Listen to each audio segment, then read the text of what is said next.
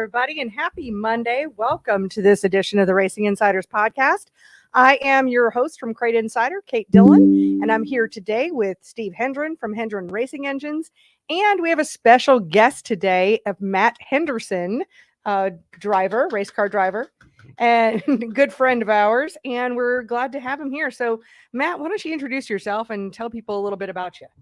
I'm Matt Henderson. I've been driving for dirt late models for 21 years now, and raced all over the Southeast in different variations of the sport, whether it be crate late models, super late models, limited late models. So just done a little bit of all of it. Kind of a safety enthusiast, like trying to pursue the safety aspect of the sport and try to get drivers engaged to that. That's really all I know to say. Well, we're certainly glad to have you on the show. And of course, you and I do some work together also with Race Logic. Absolutely. You're even wearing a Race Logic hat today? I am, yeah. Big shout out to Brian from Race Logic. But tell us a little bit about you were so involved with the crate late model class this year. And for anybody who's maybe on the fence or thinking about wanting to improve their program or what kind of information they can look for, what would you have to say about Race Logic? You've been to all the ones that I've done, but this class was so much more extensive than the ones in the previous years. We just got to click, and the information really started flowing out. And from anything from aerodynamics, which is huge now and getting bigger by the day in the sport, to basic setup, to the most advanced stuff, to everything we do throughout the night, to the gains that we've tried on the chassis dyno, everything that we do or have done as our race teams, we put it out there, and it's huge gains. I think a big advantage was the fact that rather than trying to have a big, ginormous group of like 120 people in the room, we had a smaller crowd, and that helps you to be mired by the amount of crowd. There was more one-on-one interaction, basically. Yeah. It was good. Can barely hear myself. Bring that mic over. Matt and I'll share. Yeah, you guys share. I gotta have my own mic. Actually, now I can't even. Well, I can kind of hear myself. Okay. So the smaller crowd did help, but the crowd itself, more of them were in tune and wanting information, asking questions, and they asked really good questions that matter. Sometimes you get a group and they're all quiet and no one wants to raise their hand and speak up, and that's what we're there for. I mean, every time I teach one of the classes, I actually end up learning myself. So it's not same here. Yeah. I mean, it's just the way it is. It's a really good format. Yeah, I think the questions do make a ginormous difference. And I think the biggest reason why is, when you're standing at the front of the room like that, what you don't know, if you don't know the people that are sitting in the seats, you don't know if the things that you're saying are way too basic or that they're way too over their heads. So where's your starting? Where are we going to have to start here? And if we can start at a higher level, then we can go much further. Absolutely. You get a good read off the crowd based upon their questions that they ask. And this class would be, if I had to pick, this is the one I would buy for the crate late model stuff, just because of how it went from beginner all the way to as advanced as we can get. I mean, we covered everything in between. It was amazing how much we fit into it. Well, and I think also what's great is, even if you're not going to do your own setup and you're going to hire someone that's your shock expert or a setup expert, someone like that, at least you would have enough information to be able to go to them and have a very informed conversation, rather than just just make me go faster. Yeah. And it's important that you understand the characteristics of the race car and what you're needing. So even if you do have a professional crew chief or just a shop guy that you're talking to every week, you have to be able to give him good input. So learning through the class, that's part of what we go through, is just giving you a good understanding. So no matter who you're working with, you've got the right information to give them to make yourself better. And the interesting thing to me is, like, the class is somewhat laid out. So you've got sections that you're going to be covering about every aspect of racing. but it doesn't always just go by that. No. So questions lead you down a rabbit hole Mm-hmm. that you can explain to people, different things that normally people wouldn't ask. Yeah, and don't know. 9 out of 10 times, if this guy is asking it, the other 30 people in the room need to know it too. I mean, we get a lot of questions that helps everyone. Mm-hmm. Agreed. Now, you as a driver, you are one of the, like a jockey that will go from ride to ride, that somebody needs a driver for the weekend, you'll jump right in there. I'm sure that you've got definitely the things that, how you want to do a setup. How are you able to adapt so well to so many different types of cars and different chassis and all of that? What's your process? Well, I've raced for 21 years. So at some point I've had to drive a car with a characteristic of some kind that I just get in and I'm like, okay, I know what this feels like and what corrects that from the seat, And especially, like this year, I'm doing a lot of races, but I'm doing them in a lot of different cars and still looking to pick up races, but I'm not going to be in the same car a lot. So you don't just go reinvent someone's program to drive it 3 or 4 times. You get in their program and you make it as good as it can be for what it is. So you just adapt. I mean, after 20 something years, you should be able to do that, but I just know what fits me. And when I feel, this corner's too soft or whatever the case may be, I can usually correct that after hot laps and get us close anyway. Now, do you ever bring your own shocks or anything like that? Or you just kind of work with what you've got? I have, like when I drove the CBR house car, I had my own stuff that I would take with me because I had them smashed ready. But it's really hard to do that for different brands because center to centers will be different. What they need load wise is different. Springs may be different. But, I would prefer to do that because it would be more comfortable. But no, you don't get too much. Yeah. I don't know. That's just something I didn't know. I was just really curious about. It would be great if it worked out that way a lot. And the best drivers adapt. Mm-hmm. Yeah, I mean, that's the name of the game, honestly, because you're not always going to, even if you're in your own stuff, you're not always going to hit that thing 100%. Mm-hmm. So you either adapt or you just go to the back. Yeah. Yeah. I mean, I don't know of any nights, even when I've been my own crew chief, that we've rolled out and the car's been perfect. I mean, when you get out there, you just got to make the best of what you got. Wow. Interesting. And folks that are here with us live, if you've got a question, any kind of question, whether it's for Matt or for Steve, definitely, drop them into the comments and we can talk about them here on the show. I do have some comments here. My headphone is not working for shit right now for some reason. Okay. You can take it off then if you'd like. Yeah, you can hear me though, right? I can hear you. Okay. Yeah. Yeah. Just gonna take it off. I'll just do hand motions if I This can. thing is like horrible. I don't know. I'm working on it. Yeah. Thanks. It's always something. So you guys buy race cars and you do shocks. I buy lots of gear. So this is what I do. I don't necessarily, and I of course only started like 20 minutes before to go, oh yeah, we need another chair and a tripod and another camera. So yeah, sorry guys. All right, let's see. We've got Scott's here from California. He says, hi from California, where another storm makes landfall shortly. Jesus Christ. Golly. These poor dudes have been getting hammered. Yeah. Try to be close to the microphone, Steve.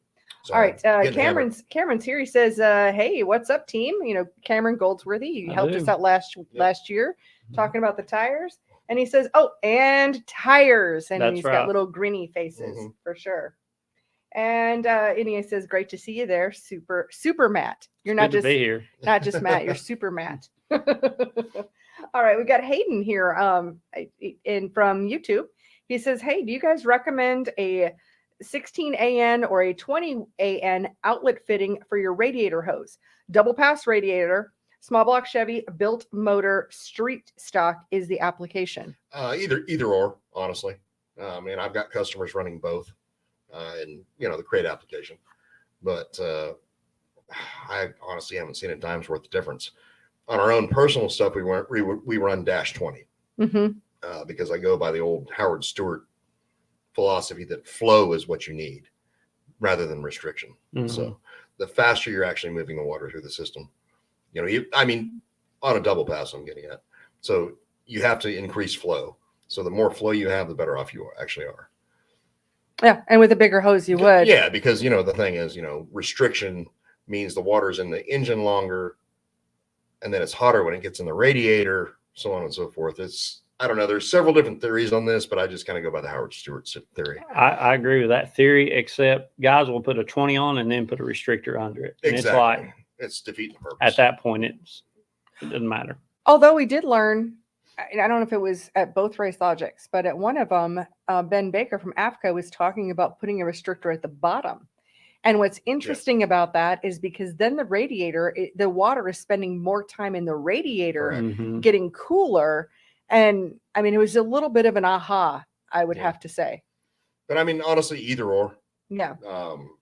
Again, I prefer dash 20.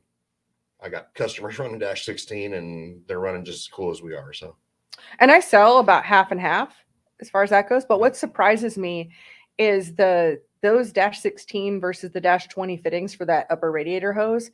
The price difference is quite significant. I would imagine. Between, when you go to those big fittings and you get that hose.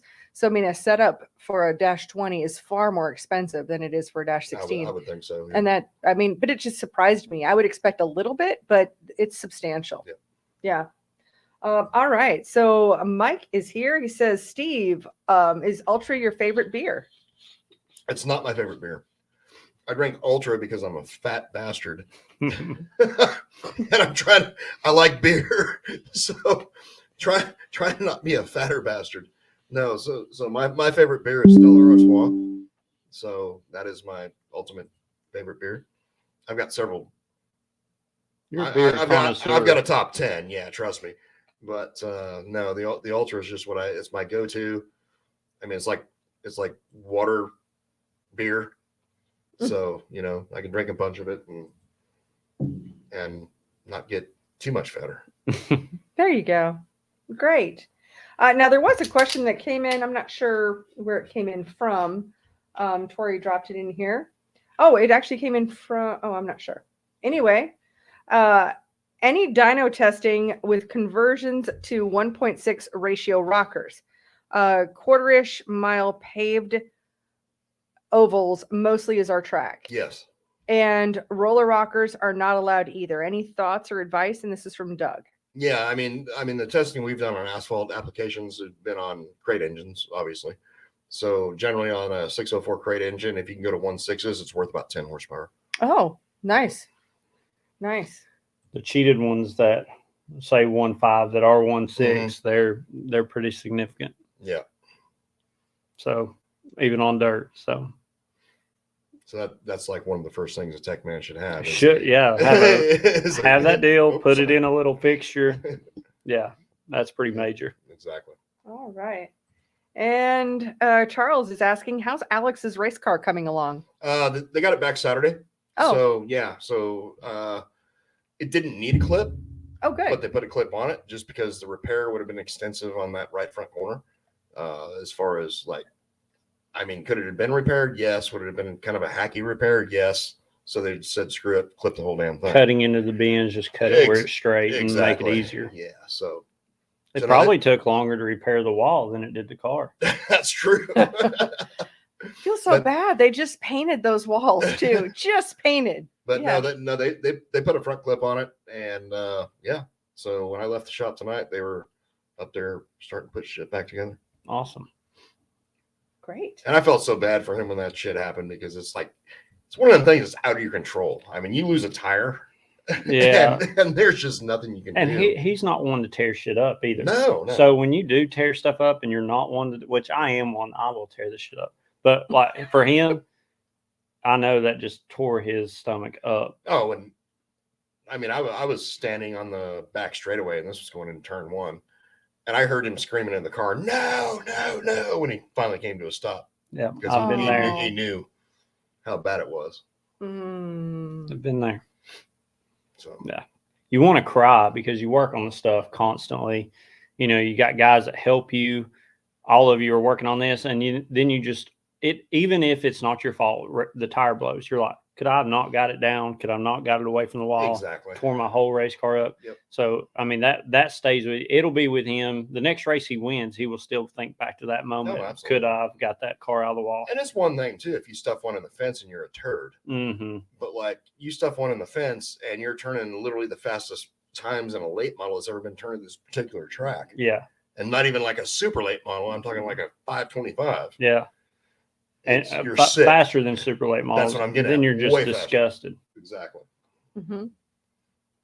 So, Matt, what are some common questions that you hear from racers?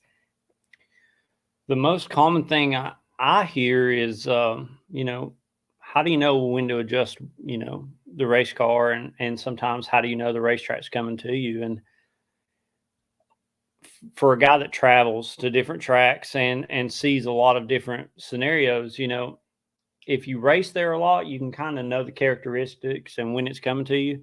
But what I do is I look at race monitors, say we're hot lapping and we're a 1450.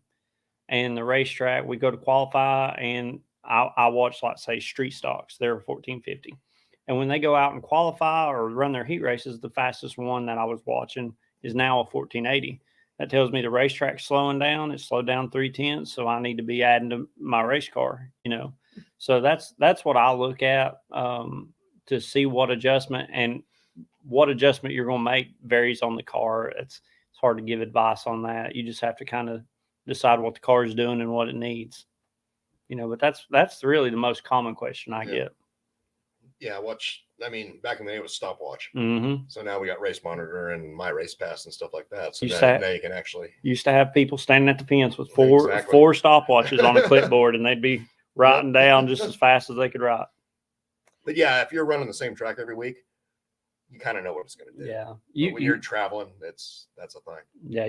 You know, you're just like, if I was going to, say, Cochrane this weekend, I kind of know the adjustments I would make throughout the weekend right now, you know, and I'm only, you know, not even left yet. So if you go somewhere enough, you kind of have a gut for it. But traveling, you have to find creative ways to figure out what the racetrack's actually doing.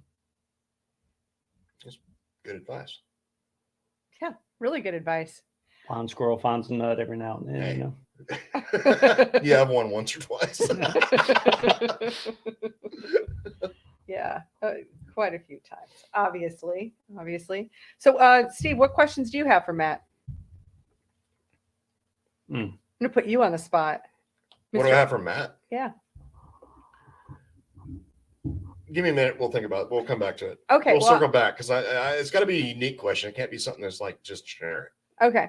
I actually have another thing for us to discuss, because this has just come up quite a few times in the last few days. And I know we've talked about it on the show, but let's bring it up again. Questions about fuel pumps and bypass regulators. So let's talk about. I actually had a conversation down on the phone. I think one of y'all referred the guy to me. Tori did. I hadn't made it into the office yet, and so she asked me. So today I explained to Tori about what bypass regulators and how they worked. So I mean, this guy called me today, and he had a question on, you know, hey, I'm looking at buying this ProCam fuel pump, because he doesn't have a belt drive. I don't know whether it's legal or not legal or whatever, but doesn't have a belt drive. So he's got a fuel pump that he purchased from a dude who sold him a motor, like a, I don't know, blueprinted motor or whatever, somewhere out of Georgia, is what he was saying. And I have no clue who this is, so I ain't calling nobody out. But guy sends him a motor, sends him the fuel pump. Guy starts the motor up. Fuel pump's basically a piece of shit. No bypass regulator, no nothing. Just a normal regulator. Thing won't hardly put out like 6 pounds or whatever. And the guy's on E85. Can't do it. I'm like, no, man, you can't do it. So what you need is a high pressure pump. So yeah, pump you sell will work. Not the biggest fan of those. I would rather have everybody on belt drives, but hey, it is what it is. It's still better than still better than what he's got. And I said, then you need to have a bypass regulator. So after talking to this dude, pretty much, I think what he's going to do is buy the pump, buy the bypass regulator, then plumb it all, put everything on, and then bring it up to the shop chassis dyno. Good. Probably within the next week or so. Good. And before that, he'll be bringing his carburetor by for you guys, for Mike to take a look at Yeah. first. Yeah, It's like exactly. he's going to drop off his carburetor, Yeah. come by and get the plumbing stuff from me. Yeah. He doesn't live too far away from here. Right. So So, the guy that sold him the fuel pump supposedly sent it to a carburetor guy to have it converted to E85, but was it really kind of thing? Nobody really knows. So, yeah, we're going to figure it out. yeah. You can't do that with the 85, man. You God, got no. you got to supply it with fuel. Mhm. Exactly. Yeah. It's like methanol. I mean, I remember back in the day, guys going from gas to methanol and just burning shit to the ground. Absolutely. Yep. Open wheels Yep. would have where they could run race gas and then they could run methanol and they would just swap. Nope. Mm-hmm. Way to burn up a motor. Yeah. So that's probably been the biggest topic. I know wheels arrived today at your shop. Oh, yeah, there's a whole freaking pallet of them. It's 36. Like I said, there's a whole freaking pallet of them. Yeah, I know. We'll That's a we'll lot. make runs tomorrow. Yeah, and then I'm going to order some more. Those are all black. I need polished ones now. So we go through wheels like candy. Yeah, I know. I came and picked up a bunch. Yep. So yeah, we pretty much sold out of everything that you saw when you came in. And you just got those. I'd just gotten them. Yeah. And yeah, you guys left that day and I ordered more. That's these. Yeah. And I'll order more tomorrow. I just didn't have time today. That's crazy. Yeah, we sell a lot of wheels, which makes me happy because I just love my wheels so much and I want them to have. There is a butt ton of wheels up there. It's not enough. It's not enough. We'll be done with those in like 3 weeks, probably. Yeah. 2 or 3 weeks, if that. All right. Oh, on the fuel question, let's see. What fuel pressure do you recommend? Generally on our stuff, generally on our stuff, we run 9 pounds minimum on E85. As far as, other carburetor builders, just depending on what they're doing with their carburetors, may recommend a different pressure, but 9 pounds is minimum of what we recommend. Mm-hmm. Okay. And Mike asks, he says, is there any horsepower gain going from a 12 volt to a 16 volt on MSD on a 604? Not that I've seen, no. It's really cleaner burn, isn't it? No, I haven't even seen that. Like, I can't show you 1 horsepower difference. The 16 volt to me is just a better system that lasts longer between charges, basically. Yeah, that is true because a 12 volt will start dragging through the end of the night. A 16 volt, it's there until it's completely dead. Exactly. Yeah, and that was something we've talked about on the show here before, is that with a 12 volt system, you may want to consider running an alternator versus with a 16 volt. As long as you're just running like your regular 25 latchers, you shouldn't need an alternator with a 604. Right. Mm-hmm. Yeah, exactly. Now, I'm an alternator guy, so I usually recommend running an alternator no matter what, if you can get away with it. That's new. You used to be an anti. I've always been an alternator guy. Okay. I always run alternators when I could. So like on my son's car, we actually have an alternator. It's like actually a Jones setup that goes on the back of the transmission, along with the power steering and fuel pump combination. Yep. Great. The car that the first car that you and I worked together on. That's right. Had an alternator on it. Yep. And we always said, first 30 laps, I'm probably down on power. But, after lap 30, I'm making power because everybody else's voltage is going down. May not work that way, but it's good in theory. Yeah, it's good in theory. Generally, I think an MSD will fire down to like 7 volts at full capacity. So I didn't know it was that low. You basically have to have a dead battery for that thing, for the MSD not to fire at full capacity. Some of the guys I've had do my maintenance, I can get there.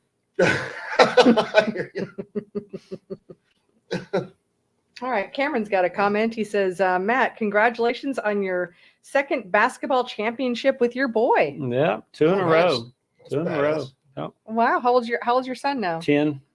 10. Yeah. He's playing and he's wide open with it, man. He trains. We have a trainer that we take him to. He's just wide open. So, yep. 2 AAU championships, back-to-back weekends. Nice. So going for 3 in a row this weekend. Hell yeah. Wow, that's That's awesome. fantastic. Anybody who's watching, I'm actually not on Facebook very much at all. So I actually don't. I just don't get on there. So I don't. I don't know. I don't always see what's going on in the world because it's just I'm trying to avoid the negativity, the toxicity, It's a good place not to be. It is. You know, my life, I probably haven't been on social media for more than probably a cumulative hour in the last 6 months. And my life is better for it. Now we put out a lot of content. So people, I mean, unfortunately they'll send me messenger messages and then I get back to them like a month later because I'm just not on it. Yeah. Usually, you know, obviously we post things, but I'm not there consuming it. Facebook and my feed is just dumb. I mean, I can see one person, then it is sponsored. Then it's suggested. Why do I need a suggested post when I've got 5,000 friends that I can't even see their stuff? I don't need anything suggested, and I see nothing from pages that I follow. I do not see friends that I actually know. Me neither. On my Facebook ever. I see people that have added me. I see their stuff. People I don't know. People it suggests that I know, but if I was wanting to be friends with them, I would be, you know, and it's just like, it's a waste of time. Yeah. Now, Tori does monitor. Tori does an amazing job of monitoring all of our communications, comments, questions, all of that on our Facebook pages. But I'm just talking about as an individual that I'm just not. So if you ever, you know. How do you feel Tori does? Oh. She's evil. I didn't say it. Evil okay. Tori. She's here. That name will stick forever. And not only do we have evil assistant Tori, but we have evil assistant to the evil assistant Tori, which would be mini Tori. Yeah. Mm-hmm. Addison. Yep. Yep. And you can't call Danielle evil because she'll probably just kick your ass. Oh, she totally would. She would punch me in the nuts. Oh, she's probably in Disney World right now, dancing around with her freaking ears on. No, I don't know if she's going tonight or if she's just. It's tonight. She's going tonight. Tonight, tomorrow, and they're back Wednesday. Okay, I didn't know she was going both days. So Danielle is. So we got to figure out how to play trivia tomorrow night without the two of them. Wow. It'll be back to like you, me, and Nick kind of thing, or whatever. Are you staying? Yeah. All right, you can come play trivia with us. Hope you're good at it till Thursday. I'm not going to be good at it. You can get all the sports shit. Most of it, probably. All right, yeah. All right, we're good. Okay, there we go. All right, and Tori we're is in basketball season, so that will probably be a category. Yeah, it was, and we didn't do so well in that category. No, really? No, I could probably help with that. It was really bad. All right, and Tori is here. She says you guys should do pod decks. Yeah, we probably should. Let me pull out a pod deck here. Why? Matt, it's probably like, what in the hell are you talking about?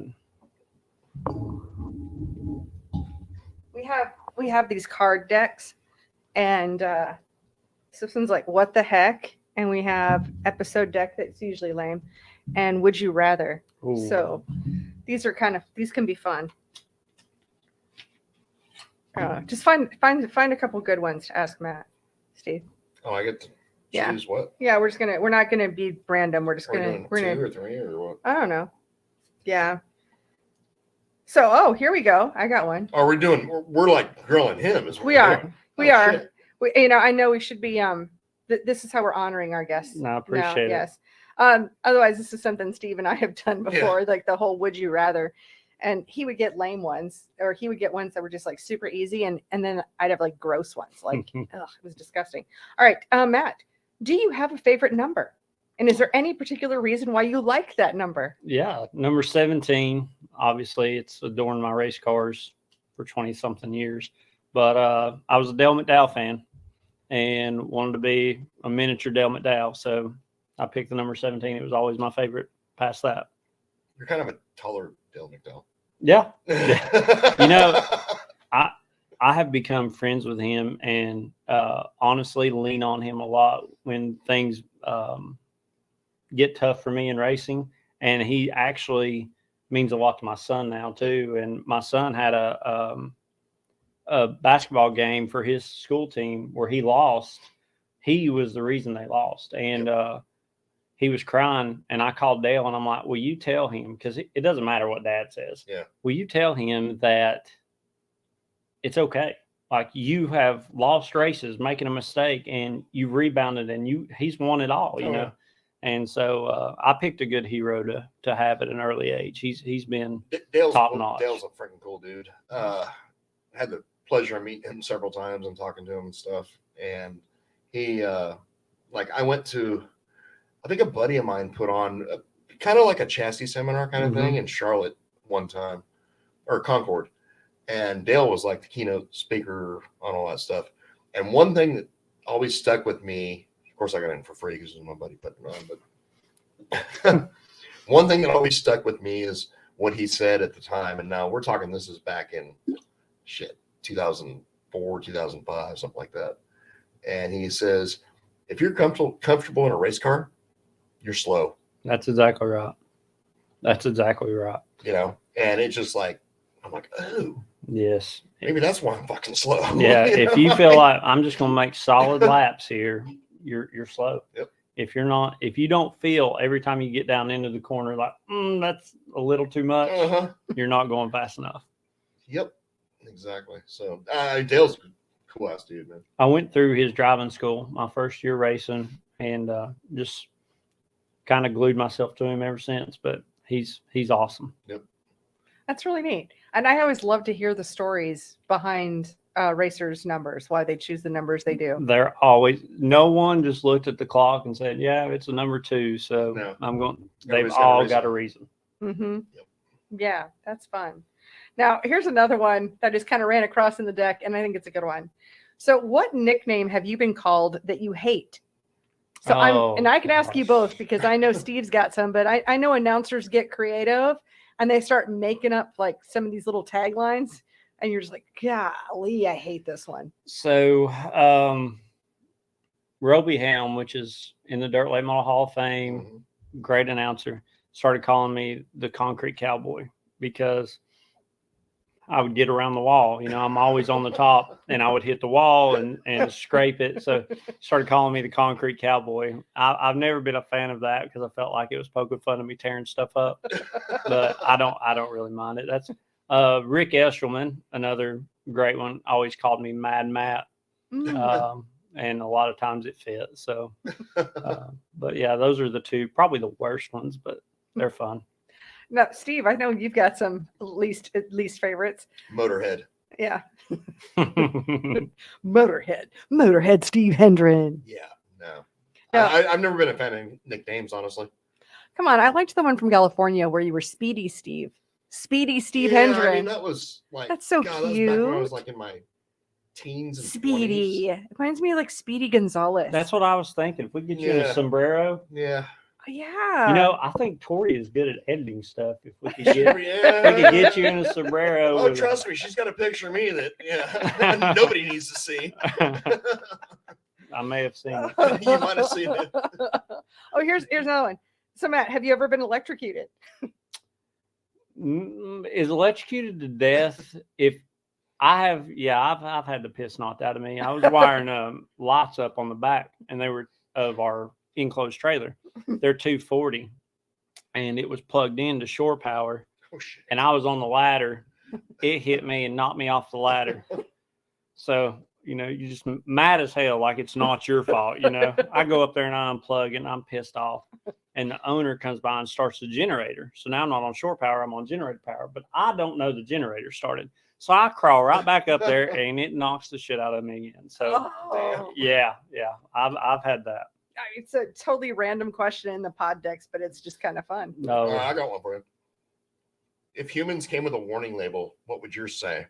In other words, what's your sign? No, gosh. Contents under pressure may explode. I'm not sure. You've been in a fight or two at racetracks, haven't you? A couple. 10 or 12, 15, I won't bring 30. up any specific ones or anything. Yeah, I've had a few. Well, at least I don't know. I think we live in a different world. I think in the world we live in now, everybody's going to jail.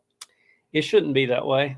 It should. There's a limit. There should be consequences for running your mouth and being a prick, and the consequences should come with getting busted in the mouth. Exactly. And if you are man enough to run your mouth, you need to be man enough to get your ass whipped and let it be done.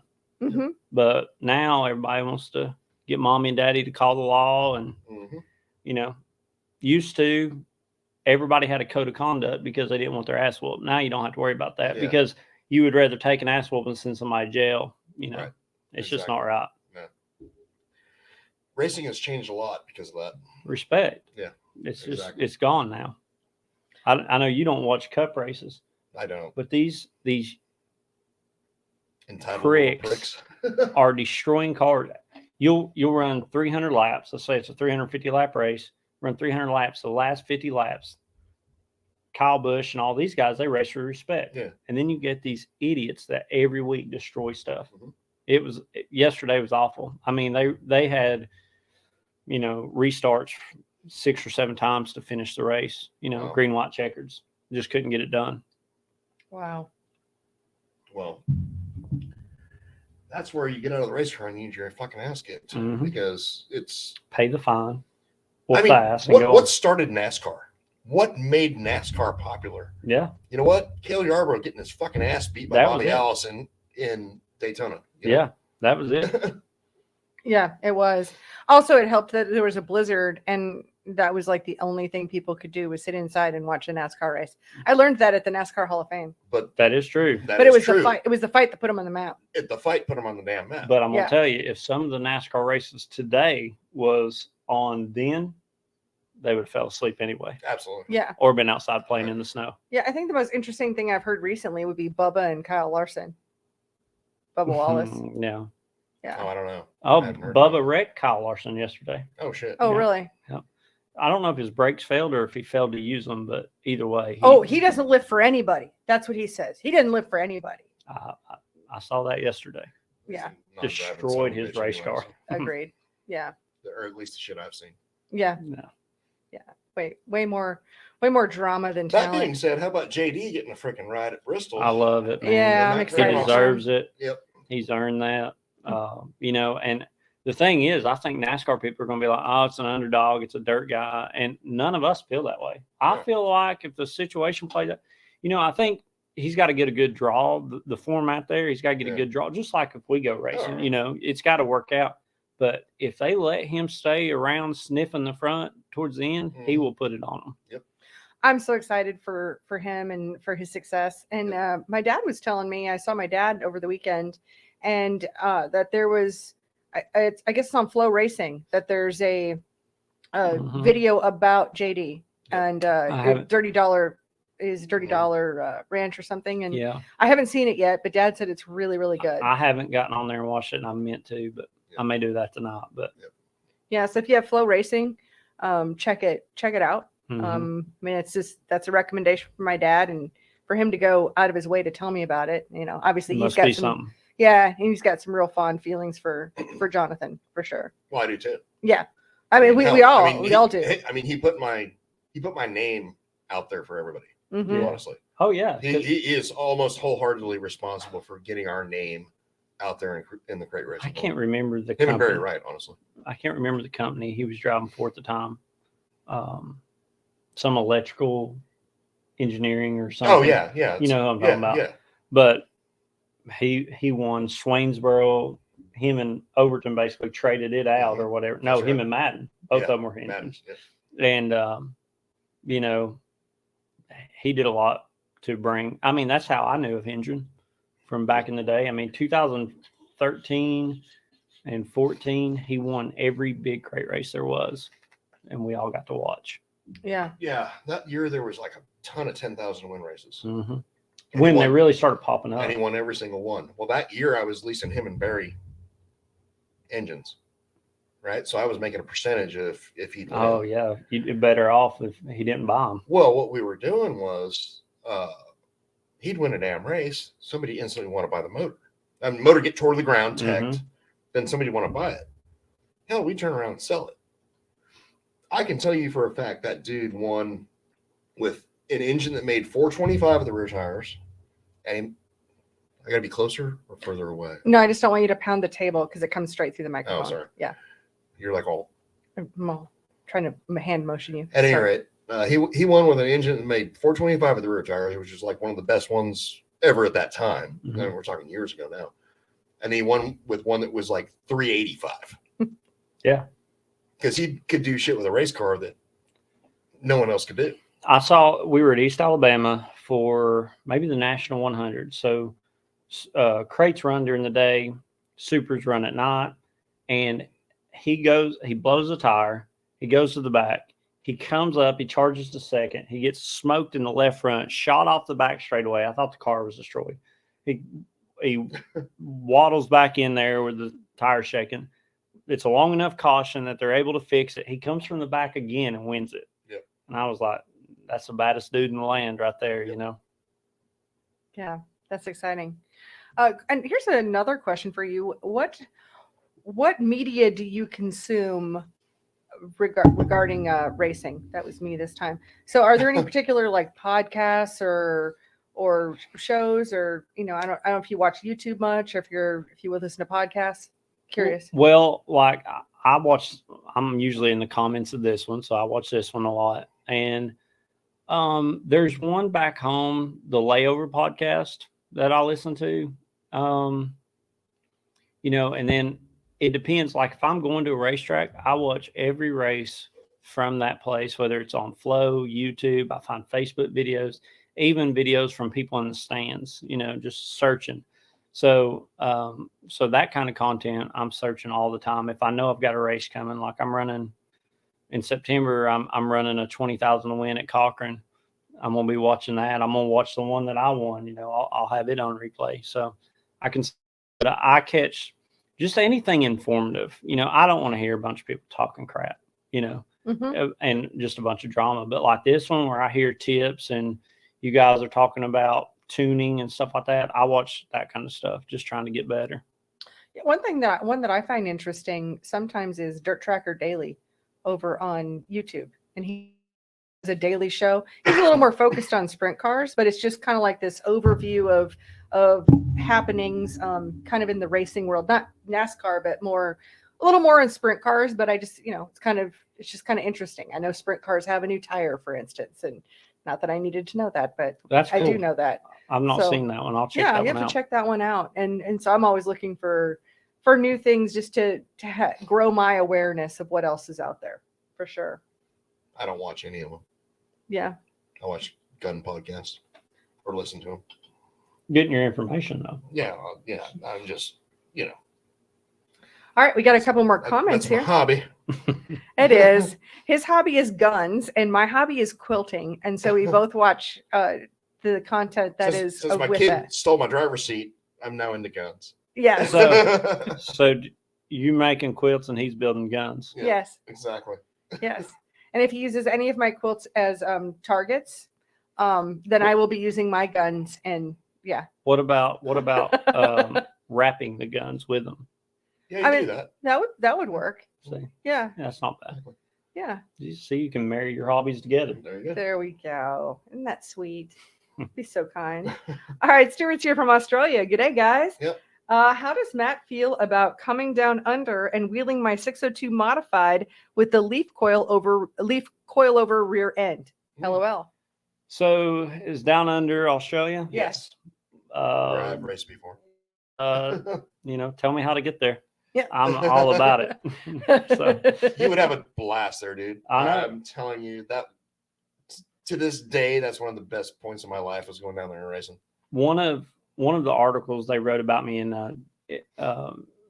Dirt Late Model, or one of the magazines, they wrote about me. It said one of the last true outlaws, because he has a suit and a helmet and will travel, and I'll race anything, anytime, Yep.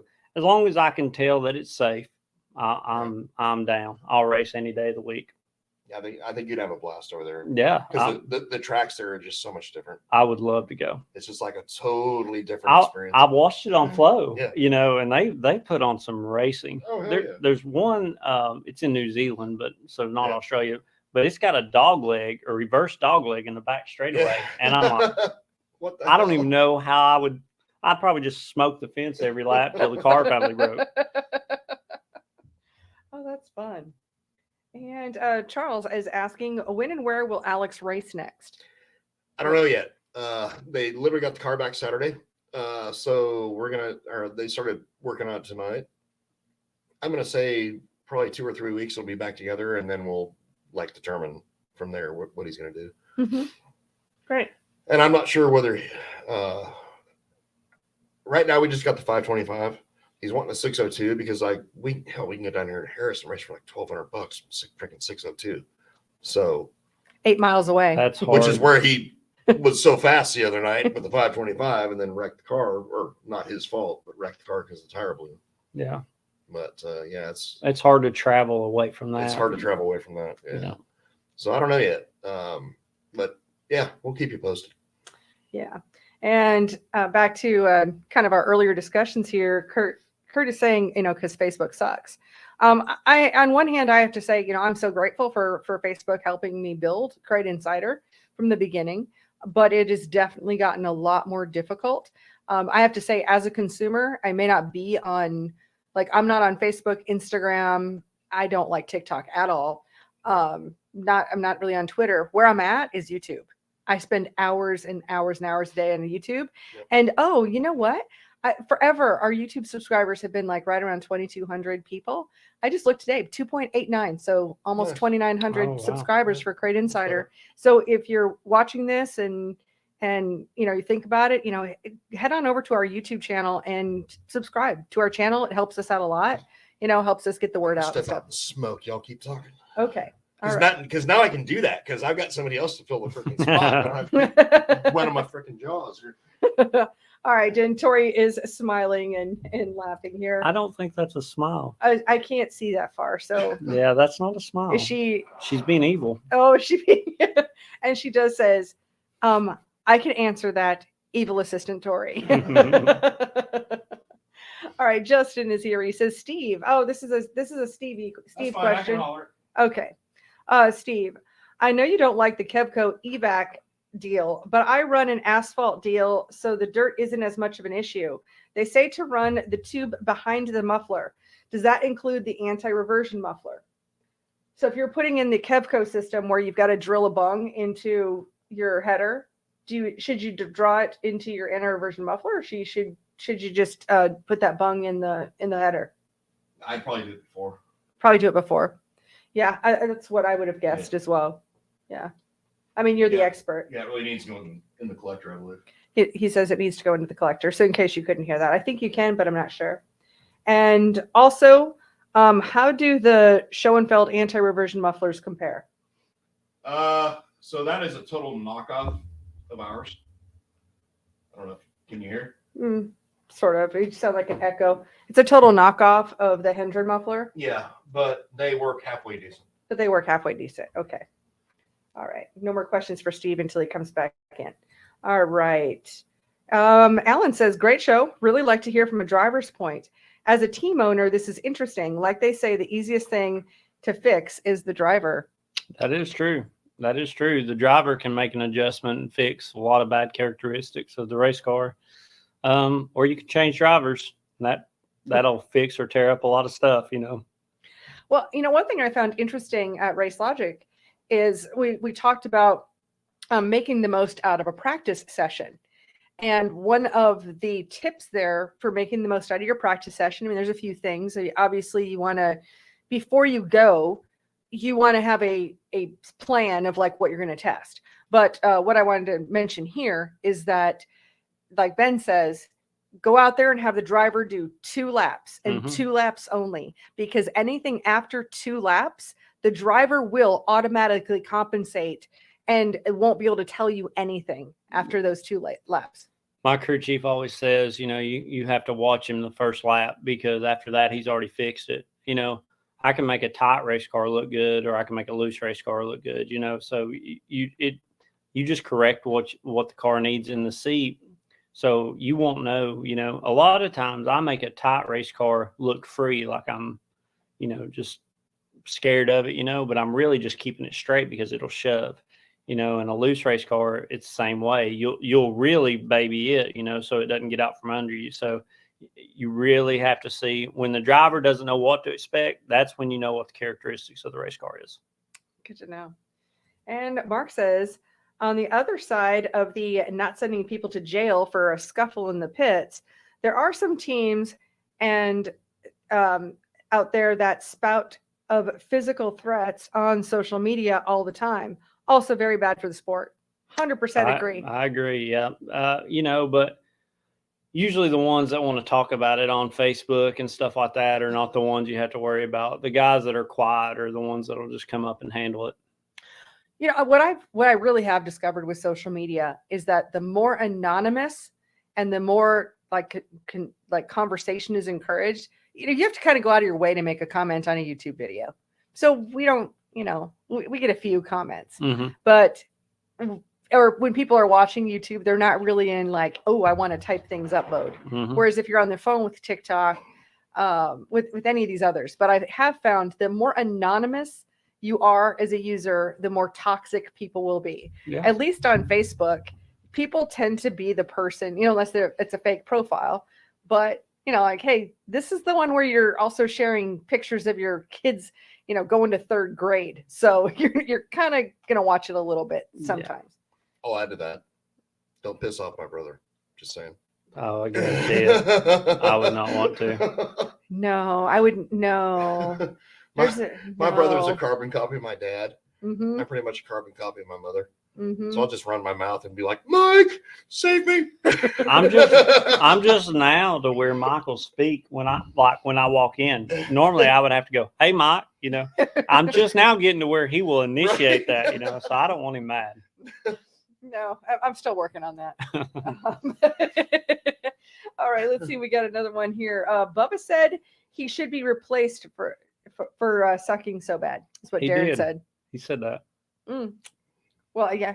I mean, then go for it. He said, I've been in the cup for 6 years, making the same mistakes I did 6 years ago. I just need to be replaced. That's exactly how he said it. Yeah. I'll golf clap that. I will definitely golf clap that. Okay. And Mitch says, didn't hardly recognize Steve all clean cut.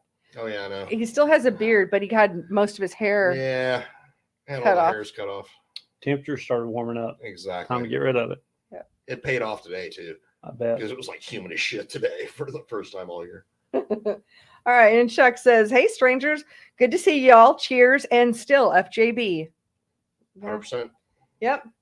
And Scott says, just jump to YouTube and subscribed. Thank you, Scott. Yes. Appreciate that very much. Absolutely. And Charles says, tell him good luck. I'll be pulling for him. I'm talking about Alex. Oh, thank you. So that's pretty cool. Appreciate that. Yeah, we're right at about an hour. You know, is there any kind of message or anything that you would like to say to our audience?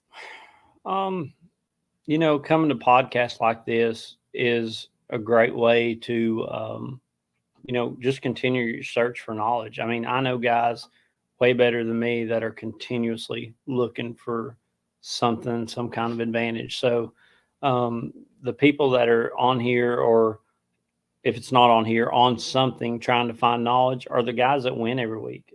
You know, guys do not go home and not think about their race car until next Saturday.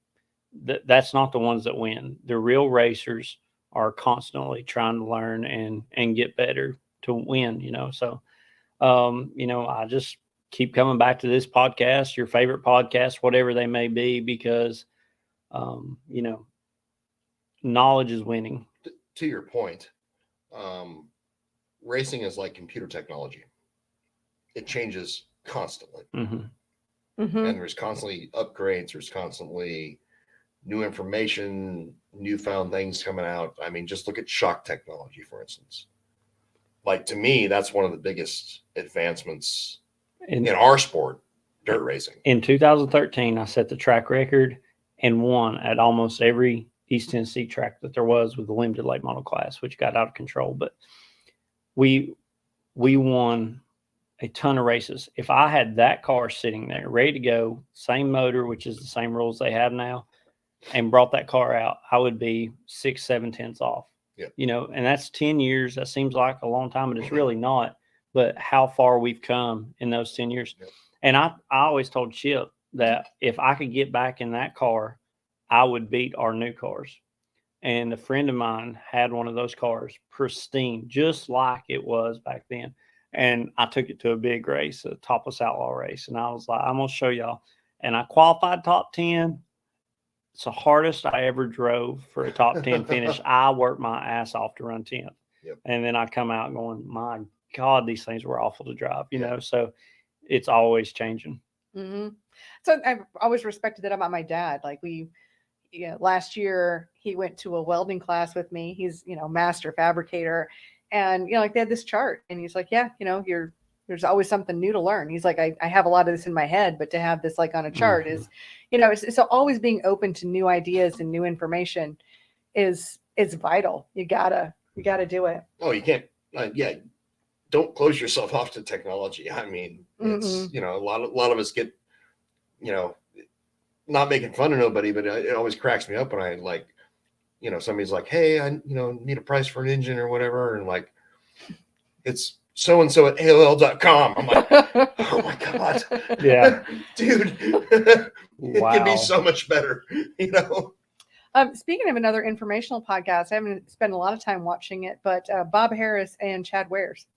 So do a show or like they're on camera with each other, I think in 2 different locations. I think I don't know if it's also on YouTube, but I think it's on Facebook. I'm probably going to be look under Chad Wares or Wares Machine. And okay. So I've heard good things about that. I've just seen like little screenshots. So I haven't really spent a lot of time looking at that. Anytime I think when there's more of us out here, it's for the better of that. And we can all promote one another. Yeah. Help spread the word. If you're not a customer of mine or Steve's or yours, whatever, the sport has to have you, you know? Mm-hmm. And okay, there are a couple more questions. Mitch says, maybe I'll talk to Dave Hammond lately. He says, Katie, have you talked to Dave Hammond lately? He's always making new products. Oh, Dave's freaking brilliant. Dave's always coming up with something new. He's really good on social media too. He's incredible. Yeah. He really is. He does a lot of those reels and I don't know. I just kind of got caught up, like, I don't know, just doing I don't do as many of those. I like to do longer form videos. I like to do videos that are going to last a little bit longer. So it's Kate doing Kate things. Yeah, it is. It really just dragged me down. It was such a hamster wheel for a long time. But I am looking forward to. We've got some new videos that are planned. They're not shot yet, but looking forward. And this guy is going to help me out with some videos as well. Matt's got some great information that's outside of my range of knowledge, so I'm really looking forward to learning a few things from Matt. In the next couple days. Oh, nice. Yeah. So he'll have some good things to say. So I think we can wrap things up. Do you have any last words, Steve? I don't actually. That's surprising. Which is just super surprising. I think it's great. All right. Well, I do actually have a last couple words. If anyone tries to call my shop and the phone does not, nobody picks up, like during normal business hours, that means our phones are out or the power's off. So the state is actually widening the road by my shop right now. And every week it's either the phones are out or the freaking power's off at some point during the day. I saw that. You guys have a massive amount of construction going on out there. Fucking stupid, actually. Yeah, it's a lot. It's almost necessary, though. Well, almost, but yeah, I think they're going about it in a stupid way. I think they could have just paved that road and been okay. Yeah, probably. All righty. And thank you so much for joining us on the show this week, Matt. Really appreciate it. Thanks, you guys, for your great questions today. Thank you all for being here, and we will look forward to seeing you next Monday. And for anyone who's listening, we do show up on Facebook and YouTube live on Monday nights at 7 p.m. Eastern. Otherwise, you can always catch the replays on anywhere where you listen to podcasts, over on YouTube, on Facebook. And we'll see you guys next week. Thanks for being here. Bye, guys.